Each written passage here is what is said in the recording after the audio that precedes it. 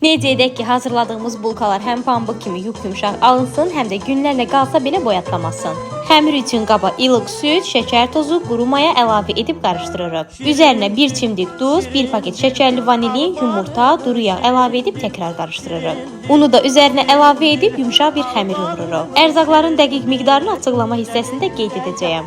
2 qatı qabaran xəmirimizi videoda göründüyü halda yoğururuq. Maya qoxusu gəlməməsi üçün bu hissə önəmlidir. Xəmiri 2 hissəyə, hər hissəni də 6 kündəyə ayırırıq. Videoda göründüyü halda biraz yayıb ortasına duru yağ və şəkər tozu əlavə edirik. Xəmiri rulon halında bükərək kənarlarını bərk edirik. Daha sonra qatlarını üst-üstə yerləşdirib bıçaq vasitəsilə kəsirik. Hazırladığımız bulkaları soba listinə əlavə edərək 30 dəqiqə daha soba listində mayalandırırıq. Daha sonra üzərinə yumurta sarısı çəkərək əvvəlcədən isidilmiş 180 dərəcəli sobada üzəri qızarana kimi bişiririk.